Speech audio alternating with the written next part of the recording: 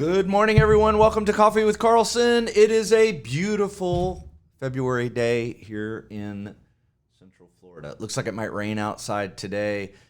We could use it. Ground's getting a little bit dry. Except for I saw some people on Facebook were playing in the mud this weekend, so it wasn't dry out there. But I hope they had a great time. Happy Valentine's Day, everyone. I hope you had a wonderful time with those that you love, celebrating being with them and having a great time. I know we did. We went up to the resort at Canopy Oaks, a new RV park up near Lake Wales, just off Highway 60, like the back way around there. We went up there with my buddy Dan and his wife. We had a fantastic time. Thank you for putting that on. Can't wait to go back up there and camp too. It was a good crowd, good music. Amy Freeze cooking. We had steak and chicken. It was fantastic. We had a really good time and made it home. I hope everyone is having a beautiful morning, enjoying their nice warm cup of strangely warmed coffee. Let me just have a sip to keep me awake.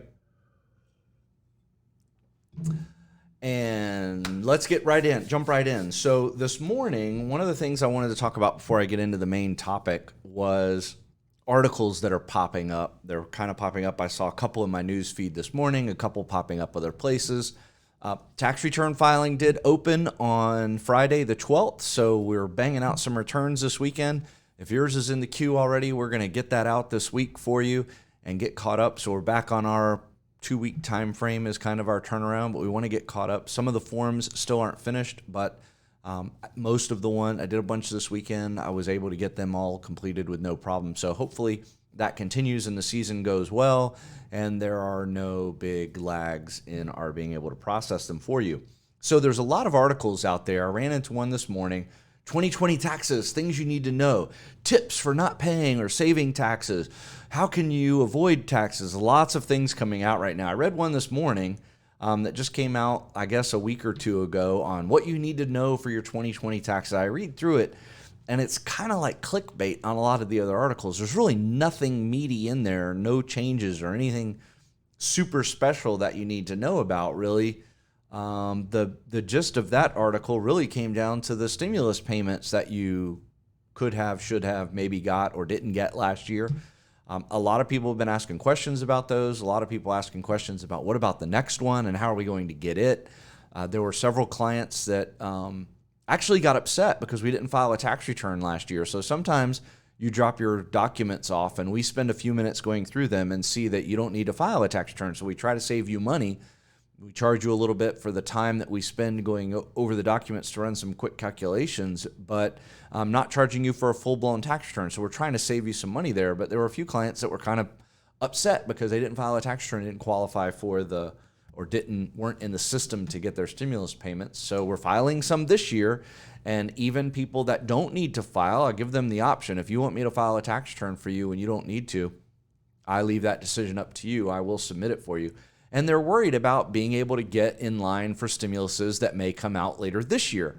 So we have no idea if that's going to happen or how to arrange it or what the limits are or if it will happen, like the $1,400 that they've passed and have been talking about. So we can just move forward with what we know at this time and what the laws are at this time. It's hard to speculate and move forward with that. But if you want to file, we'll file for you. My comment about all the articles every year that come out in reference to way to save taxes, way not to pay taxes, changes for 2020 that you need to know about, 10 things you need to know about your taxes. Make sure after you get done with that, just like you would if you were researching any medical advice or anything else, seek the advice of a professional. Here at Carlson Accounting, we're always available for you. Shoot us an email. If it's something simple that we can answer for you, we'd be glad to make an appointment, come on in and talk to us, and we'd be glad to help you out. But when you read those things, take them with a grain of salt. Just like listening to what I'm saying here, these are general comments about sometimes things I believe, some things that are the way they are, but sit with your tax preparer and make sure that you're on the same page with them. Good morning, Mrs. Swain. Welcome to the show this morning. I'm trying to get better at this typing thing while I'm on the show. Maybe I'll do it after so I don't have typos. I'll just say welcome to the show. So that's what my only advice there is, to seek the advice of your tax preparer and make sure that they're on the same page with you. So what I try to do in this show is talk about things that were relevant to my clients and things that came up this week. So we've talked about vehicle deductions in the past on a previous show, but this week the topic came up of a growing business. Shout out to the business if you're listening this morning. You know who you are. I hope you're listening. A growing business that started operating last year and came to me last week or the week before and said, Jeff, we've got another employee. We're running around 2 people in 1 truck. We're thinking about getting a new truck. What's your advice on this? So we talked a little bit about if the business buys a new vehicle, how that's handled, how it's deducted, how it's reported. And then my advice in this particular case was, look, you don't have 12 months under your belt yet. Most small businesses fail within that 1 to 2 year time period. You're doing very well. And buying a truck, you could afford to buy a truck right now. But instead of taking on that risk, especially in a year of a lot of unknowns, last year, if you had bought a lot of property, plant, and equipment in January and if you were a restaurant, for instance, you had to shut down in March, could have devastated you and ended up with nothing. So my advice in this particular case was, let's try and get a whole year under your belt before we take on the risk of buying a new vehicle. And instead, why not see if the employee who has a vehicle that's capable of going on jobs with their vehicle, talk to them about a mileage reimbursement plan and run through those numbers. So we ran through a little bit of them, and my laptop is at home, so I can't do a picture-in-picture, but I'll run through the numbers real quick. Let's say that you go out and buy $40,000. I'm just going to use a $40,000 car. In this case, we were talking about a truck. So say you buy a $40,000 truck. If you got it with 0% interest over 5 years, that monthly payment's $666.67, just $40,000 divided by 60. You would, on top of that, so you've got the payment for the truck, assuming you're not paying cash for it. You've also then have insurance that you're going to have to pay, maintenance on the vehicle. You're going to have to pay for fuel, all the other expenses that go along with that. So probably a little bit closer to $1,000 a month in order to maintain all of that. In the short term, if we were able to work out an arrangement with the employee to use their truck, then maybe we reimburse them for this at least for a few months to see how things are going. So I ran quick numbers. Let's say purchasing the truck was about $1,000 a month, and the employee, if they're using their own vehicle, was driving about 10 miles per day. It's probably more than that, but even if we doubled it, we can double these numbers. 50 miles per day at 5 days a week.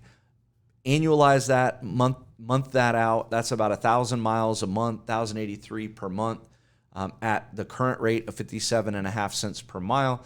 That gets the employee about $622 a month. So it's very close to a payment on the truck, and it does 2 things. One, it helps the business with their current cash flow, so you're only paying for the amount of use that the truck is actually the time the truck's actually being utilized for work. And there are rules within that we talked about previously, but let's just assume that we've talked about those. So you're only paying for the truck the time that it's being used. You're reimbursing the employee, so it's an accountable plan, so it's a tax-free reimbursement back to the employee.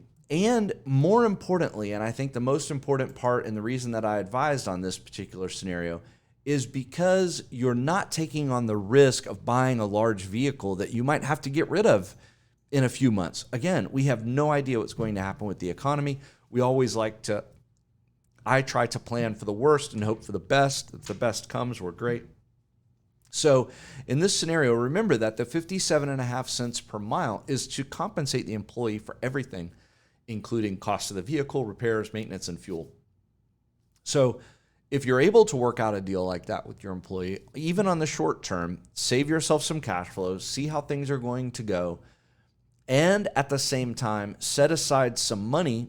My friend Dave Ramsey would always say, set aside some money to be able to pay more down or pay 100% for the next vehicle you're going to get, and really keep an eye out for your cash flow and how that's going to go to save yourself some of that risk long term.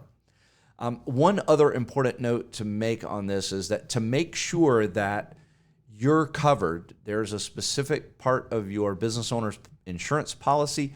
Talk to your insurance carrier. Make sure they have, I believe it's called owned employee vehicle or employee owned vehicle, something to that effect. Make sure that you're covered for that and that they add that on. Even this covers you even if the end of the day one of the employees says, "Hey, this is going to the post office or the bank. Can I drop it off on my way? Or do you want me to stop by that client's and pick something up on the way back?" You need that insurance policy to cover you even for those minor trips, because you could be liable for that.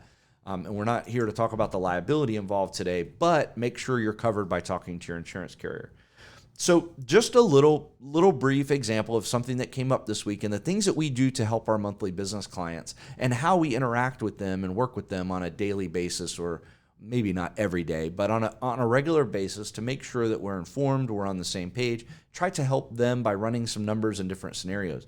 So if that's something that you could use in your small business, please give us a call. We're always available. It's tax time. We're still available anytime. We'll find the time for you, whether you want to come in person. We welcome you anytime. If you want a virtual meeting, we can do that. Or if you just want a phone call, we can do that with you as well. We're honored for the opportunity to be able to work with you every single day.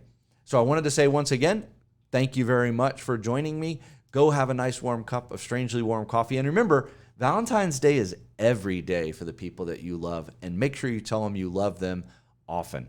If you need to see us or give us a call, Carlson Accounting, our phone number is 863-382-4141. You can go to our webpage at carlsonaccounting.com, and you can schedule an appointment right there from the webpage and see the time that's most convenient for you. And we'll sit down, see what we can do to help you out. We would be honored for the opportunity. Thank you very much. Have a fantastic day. God bless.